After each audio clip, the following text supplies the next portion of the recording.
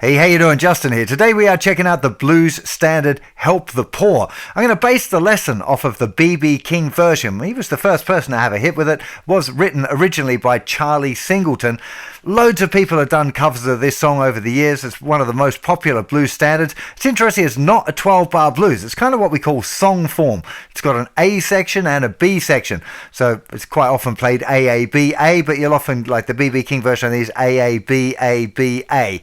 So the exact arrangement of the A section and the B section is down to the individual artists. We're going to talk about the B.B. King most of all, but I'm also going to have a look at the Robben Ford version. He made some excellent kind of minor modification to the chords here, which make it a really fun one if you're good at playing the changes or you got a bit of experience with jazz and playing outside. His chord changes really kind of open up the song for some of that kind of playing.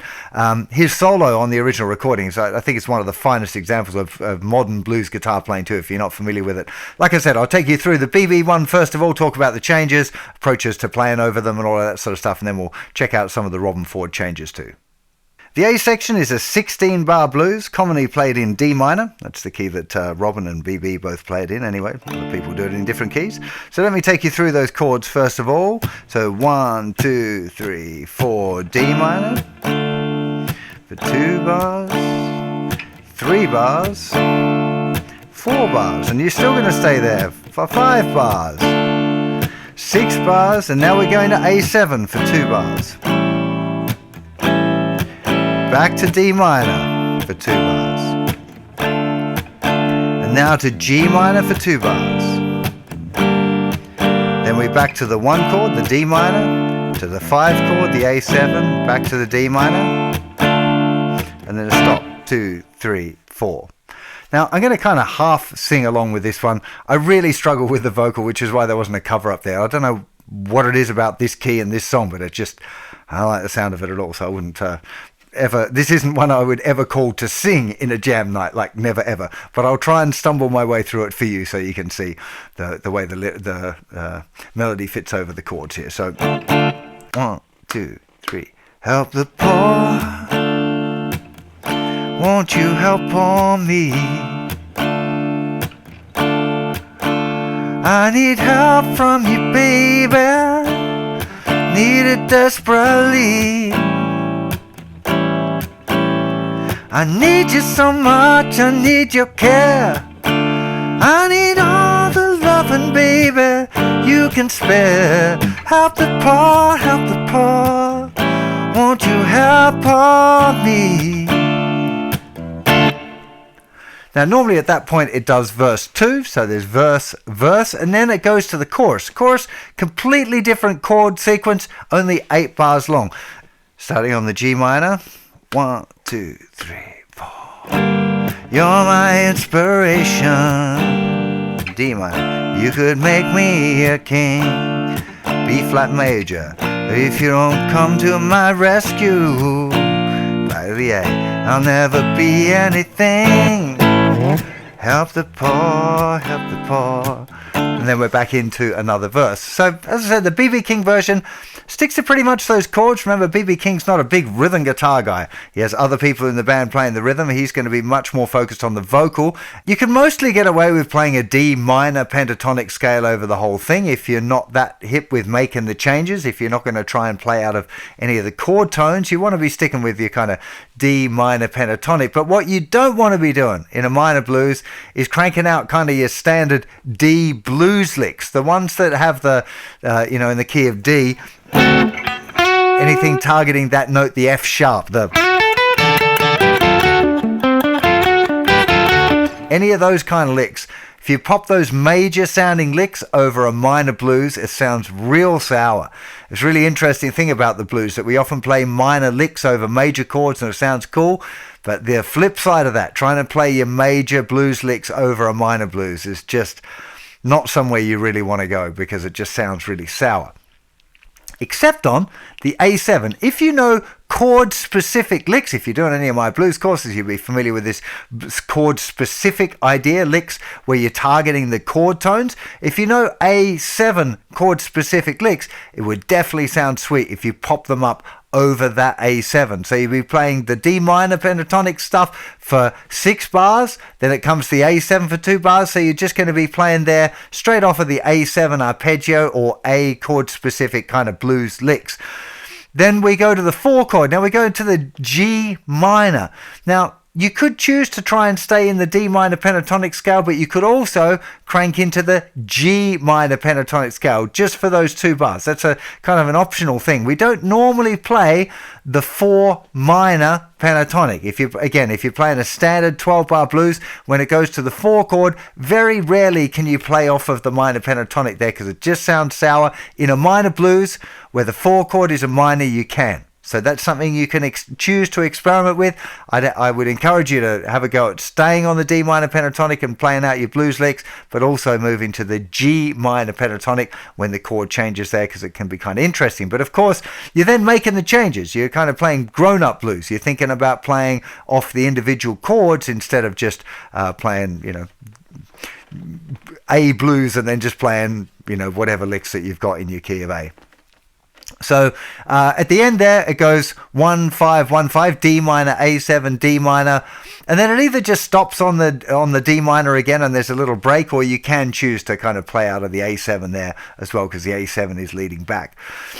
When it comes to the bridge, kind of similar thing there. It goes to the G minor, so you can either try and stay in the D minor pentatonic or move to the G minor. I think that the hitting to the G minor there, I think, works real well. Back to the 1 chord, the D minor, playing back off of the D minor pentatonic. But then we hit that B flat major chord. And it's a real nice one to kind of be aware of and maybe target some of the notes out of it. So if we just have a look at it, a really nice way to figure this out without getting too complicated. So we're in D minor, and then it goes to a B flat. Now, I just want you to stay aware of these 2 notes. Look, on the D minor, you've got the F and the D. And when you go to the B flat, you've got still the F and the D. So you can see that the D minor and the B flat major are kind of similar. What we've changed is this note here, the A, is changed to a B flat. So that note, that B flat note, is a really nice one to try and target when the chord changes to that B flat. It makes the listener go like, oh yeah, he's making the changes there. Sounds really good. It's a fairly easy one to remember, no matter what pattern you're in. Just having that, okay, when it hits that particular chord, I'm going to try and target that B flat note. It's a really nice thing to be aware of, but otherwise you can get away with sticking to your D minor pentatonic. It's kind of mostly works. Let me just play through one chorus with no backing and see if I can show you the way that you can kind of outline the harmony here. So 1 2 3 4.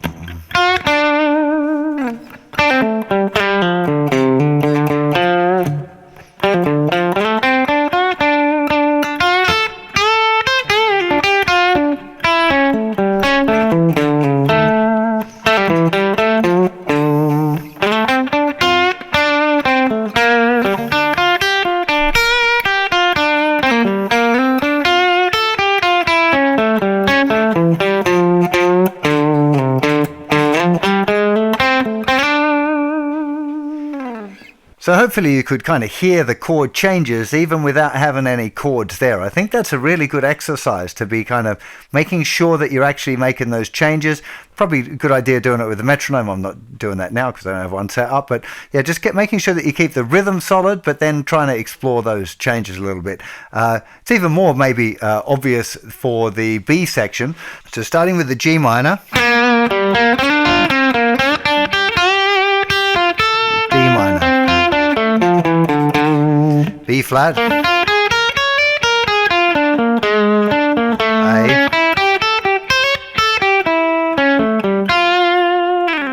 and very often I'm playing off of the B flat 7 to the A7, so you can kind of make that change. It feels definitely more like a B flat 7 sound than a B flat major 7 sound anyway. Let's have a look through the Robben Ford chords now. So one thing that's different, he very often kind of has this vamp here. It's not what he's playing like this, but having a D minor to I guess it's a D11 or a C over D, give it a few different names. So it's basically this kind of C triad with a D bass, going to a D minor or a D minor 7 maybe. Either one of those things would be sounding cool. So 3, 4, D, D. That's 1 bar. 2,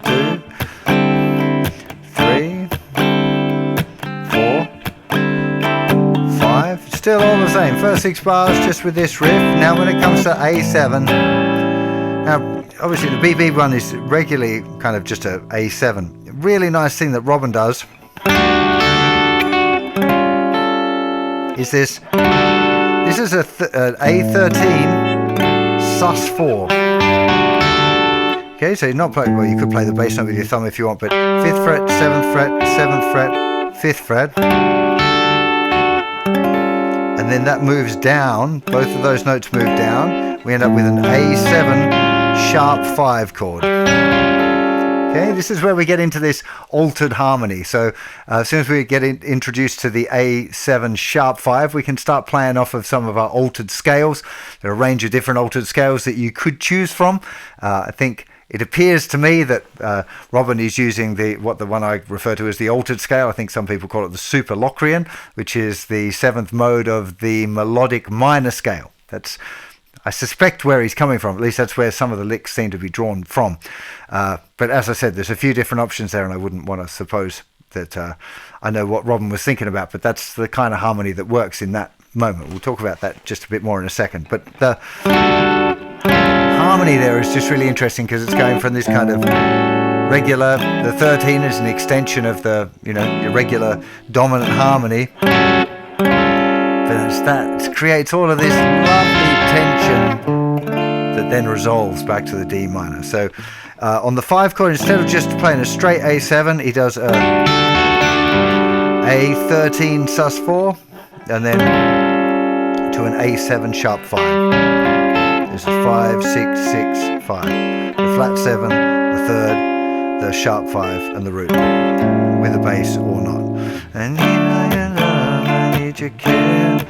Now here, at this point, quite often we get a G minor 7 to B flat 13 would be the kind of the common movement that he seems to play off. So just G minor for 1 bar when it goes to the 4 chord, and then a B flat 13. Now, we've already talked about how close it is, the difference between a D minor and a B flat as far as triads go. Well, here's an interesting one because we've got the G minor. If we take a G minor chord and just play, or G minor 7 even better, and put the bass note as a B flat, look, we've got a G shape. It's an obvious. You can see G minor and B flat are real similar. So by making it a B flat 7, it adds just a little bit of, again, it's about adding a little tension into the chords that then get resolved. So we end up with a G minor, B flat 7, or B flat 13, whatever, it doesn't matter, and then going to D minor. There's a tension there, which is then resolved. That's the whole thing that the jazz blues pioneers started playing around with, was adding this kind of jazz outside harmony and harmony and melody, and then incorporating it into a blues progression. So it's a really, it's beautiful. Love it. Then we've got D minor, and then again A7 altered. You could have that's a sharp 5 sharp 9 or sharp 5 flat 9, any of those kind of things, leading back to D minor. And then again, the very end of that, you could start to think of A7, or you could just stay on the D minor, up to you. So let me just play through the Robben changes once through. So 2, 3, 4. Won't you help for me? The first part's all just the same, but he does a longer vamp at the beginning. Won't you, baby, listen to my plea? Back to D minor. Yeah, your love, I need your care. Then it's G minor for a bar, then B flat 7 or B flat 13, then to D minor, help the poor. A7 sharp 5 to D minor. You're my inspiration. You could make me a king. You won't come to my rescue. I'll never be anything. Help the poor, won't you help for me? As I was teaching that last little bit, I saw on my notes that quite often B.B. King actually plays a G minor in the bridge instead of the B flat. Instead of the B flat or B flat 7 that I talked about when I was talking about the BB one, quite often he plays it as a G minor. It does depend on the version or who he's playing with, but yeah. I might have taught that B.B. King one slightly wrong, but most people play the B flat there in the bridge, so I'm going to leave it standard as it is and not have to re-record the whole lesson. But be aware that in some of the BB ones, and I think probably the original recording, the bridge chords would be G minor for 2 bars, D minor for 2 bars, G minor for 2 bars, and then a 7. So hopefully I haven't thrown anyone off the horse with that. I mentioned already that the Robben Ford version introduces some chords that allow for a little bit more harmonic sophistication. Now, I've actually done a lesson on the whole solo from Robben Ford, and rather than trying to explain all of the bits, I'd recommend that you go and check out that lesson and check out the solo. The playing is just sublime. There are so many beautiful licks and beautiful ideas, and I talk about it in that lesson, where he's using the altered scale and how he's using the harmony and where he's deliberately targeting the changes and where he's playing the minor pentatonic sort of things as well. Of course, it's a great solo. If you're able to transcribe it yourself, always recommend working out solos on your own as a best way of learning them, because it really trains your ear and trains your musical imagination. That is a pretty tricky solo. There's a lot of real hard parts in it. It took me a long time to transcribe it and figure out the fingerings and stuff, so you might want to check it out as well. Maybe have a go at transcribing it first.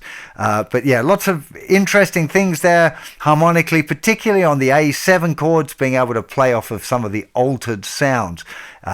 It's definitely not beginner blues thing that, when we get into this, it's much more of kind of a jazz approach. Robben is the master of mixing in that kind of those jazz influences in it, but still staying really rootsy. It never sounds like he's getting overly complicated or fancy or showing off or anything like that. It's just beautifully, really musical, and he plays around with the harmony. There are bits where he really burns and plays difficult stuff, but it's always musical. It's not shreddy. Yeah, and absolutely incredible guitar player. So I definitely recommend you check out my lesson on that and check out the original recording. And as I mentioned earlier, if you're not familiar with Talk to Your Daughter, you should definitely have that one on a regular rotation and feeding your musical imagination with that, incredible blues playing. It's not like he hasn't got a load of other amazing records as well, but that one particularly, I think, hits home. If you'd like your music a little bit more rootsy, though, you might want to check out the Robben Ford and Jimmy Witherspoon live version as well, because that is killer and much.